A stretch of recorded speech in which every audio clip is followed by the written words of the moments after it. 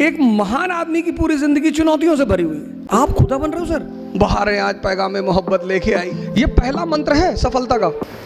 दुनिया में एग्जीक्यूटिव का एग्जाम होता है, सैफिन साहब आपके सामने। जुडिशरी का एग्जाम होता है। पूरी दुनिया में कहीं भी लेजिस्लेचर के लिए कोई एग्जाम नहीं होता। मेंबर ऑफ पार्लियामेंट बनने के लिए किसी परीक्षा को देने की जरूरत नहीं है। मेंबर ऑफ लेजिस्लेटिव असेंबली बनने के लिए किसी एग्जाम को देने की जरूरत नहीं है। क्यों? क्योंकि जो राजशाही है, किंगशिप वो समझदारी पे डिपेंड करती है, आपकी अंडरस्टैंडिंग। अकबर, अब जो भी दिल्ली में बैठेगा उसको गुजरात जाना है। सैफिन साहब गुजरात से हैं हमारे, और गुजरात कनेक्ट करता है हिंदुस्तान को कहां से? सेंट्रल एशिया से, ईरान से। गुजरात हमको कनेक्ट करता है कहां से? वेस्ट एशिया से, सऊदी अरेबिया से। सऊदी अरेबिया का पुराना नाम है हिजाज। तो दिल्ली के आदमी को गुजरात जाना है, अब जाएगा किधर से? राजस्थान होके। राजस्थान क्या है? डेजर्ट। और मनुष्य की जो प्रवृत्ति है, नेचर, वो उसकी ज्योग्राफी से इन्फ्लुएंस होती है। जैसे यूपी बिहार का आदमी थोड़ा सा दिमाग से बहुत तेज होगा, काम कम करेगा, फर्टाइल जमीन है, बड़े तोहफे दिए मालिक ने, काम करना ही नहीं। लेकिन राजस्थान का आदमी से 10 किलोमीटर से पानी लेकर आना है, फिजिकली बड़ा स्ट्रांग होगा वो।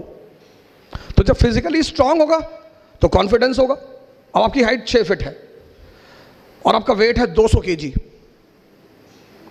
और आप रेलवे का टिकट खरीदने गए, स्टेशन पे लाइन लगी है, मेरे जैसे 4-4 फीट के लोग खड़े हैं 20-20 केजी के।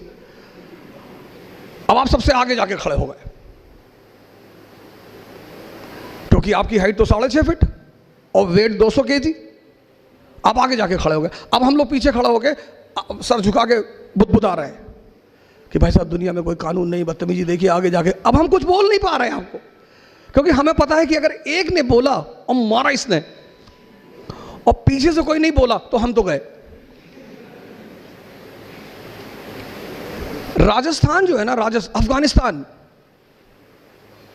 पठार अफगानी बॉर्न वॉरियर, अमेरिका ने सर झुका दिया तालिबान के सामने। अभी की घटना आपने 6-7 दिन पहले न्यूज़पेपर में पढ़ा होगा। अफगानियों को हरा ही नहीं पाया। क्यों? नेचर से लड़ते, टेरेन, ज्योग्राफी। दक्कन जहां बैठे हो, पूना, मुगल, मराठों को हरा ही नहीं पाए, टेरेन। वो यूपी बिहार का सिपाही यहां आता था, अब वो प्लेन का रहने वाला आदमी, और यहां की ज्योग्राफी बड़ी डिफरेंट, टफ। अब वो मराठी निकला पहाड़ के बीच से, एक हाथ मारा यूपी के आदमी को, फिर पहाड़ के अंदर। अब वो यूपी का आदमी ढूंढ रहा है कि भैया कहां गया। वो यूपी की फौज यहां लड़ नहीं पाई।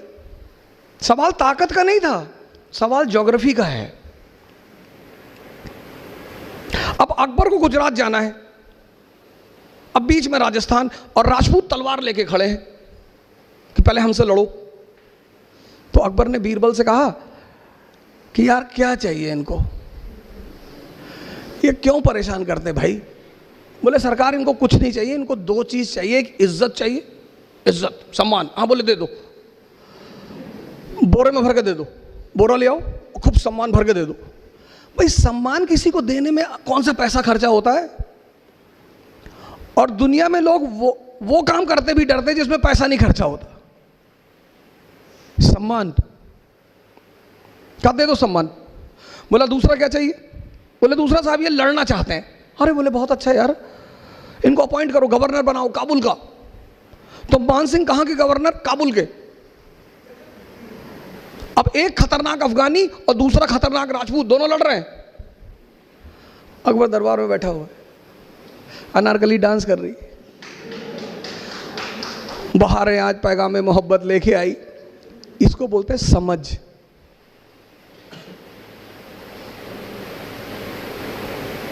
इसको बोलते हैं समझ।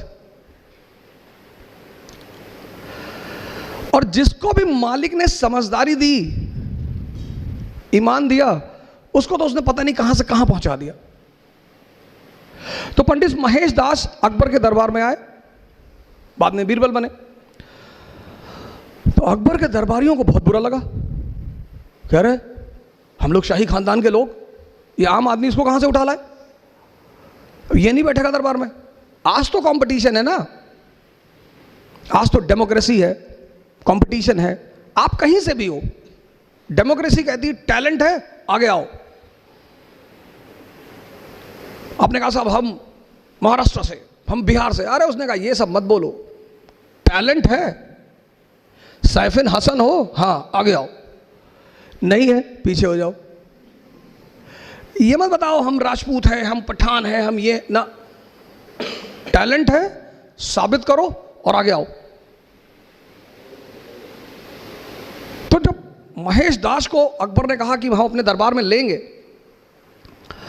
दरबारियों ने बड़ा विरोध किया, यार है बिल्कुल नहीं।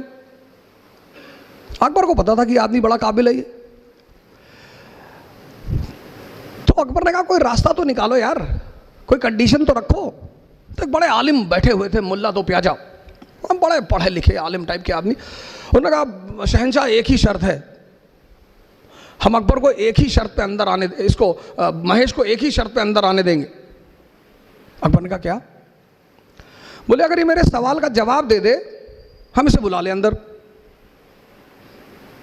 अकबर ने देखा महेश दास की तरफ, बोले शर्त मंजूर है? बोले हाँ साहब मंजूर है। तो अकबर ने कहा कि मौलाना साहब पूछिए। तो मौलाना साहब ने महेश दास से कहा कि बताओ मेरे मन में क्या चल रहा है। अब मैं कैसे बताऊं तुम्हारे मन में क्या चल रहा है? पर बीरबल ने कहा कि सरकार मुझे पता है आपके मन में क्या चल रहा है, आप चाहते हैं कि शहंशाह अमर हो जाएं, आप चाहते हैं कि शहंशाह की जो हुकूमत है वो पूरी दुनिया पे फैल जाए, आप चाहते हैं कि दुनिया की जितनी खूबसूरत औरतें शहंशाह की सबसे शादी हो जाए। मौलाना साहब तो हंसने लगे। अकबर ने पलट के देखा, कहा मौलाना साहब? बोले सरकार बस यही बातें सोच रहा था सरकार। ये पहला मंत्र है सफलता का। एक आम आदमी की पूरी जिंदगी दर्द से भरी हुई है, बस वो आम है। एक महान आदमी की पूरी जिंदगी चुनौतियों से भरी हुई है। ये जो आपने शब्द यूज किया ना हालात, सर हालात से ही तो लड़े राम। मोहम्मद साहब, आप मोहम्मद साहब का टाइम देखिए, आप मोहम्मद साहब का टाइम देखिए सर, पहली चीज। दूसरी चीज सर ये है कि हालात, अब जैसे हम तो, मैं तो हिस्ट्री का टीचर हूं तो मैं तो हमेशा एग्जाम्पल वहीं से उठाता हूं। 1398 तैमूर हिंदुस्तान आता है, तबाही मचाता है, सब कुछ खत्म कर देता है। 1398 से लेके 1556 सेकेंड बैटल ऑफ पानीपत, आप समझ लो 150 साल हिंदुस्तान की हालत खराब, सब कुछ तहस नहस। और उस परिस्थिति में सर 1556 में एक 15 साल का लड़का गद्दी पे बैठता है, अकबर।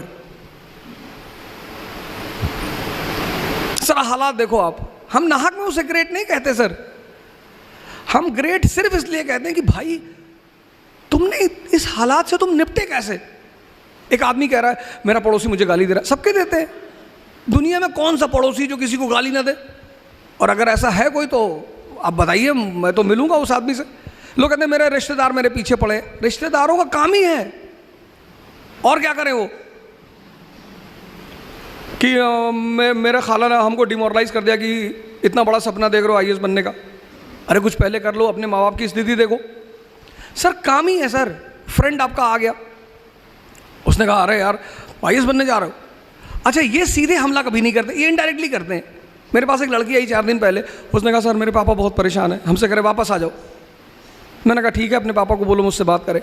तो मैंने उनसे पूछा कि सर क्या हुआ बताइए। तो बोले ऊर्जा साहब हमें बहुत डर लग रहा है। मैंने कहा कैसे बताइए हमें आप। बोले हमारे पड़ोसी बता रहे थे कि दिल्ली बड़ी ऐसा ऐसा कांड हो गया, बीच में कांड हो गया था तो काफ़ी फेमस था, एक बच्ची के साथ दुर्व्यवहार हो गया था, उसकी हत्या हो गई थी। मैंने कहा सर इंदिरा गांधी मार दी गई सर, प्राइम मिनिस्टर उस वक्त थी, आप खुदा बन रहे हो सर, बचा लोगे, ले जाओ सर। सर चुनौतियों से जो लड़े वो हीरो, और चुनौतियों को जो दर्द कहे वो आम आदमी।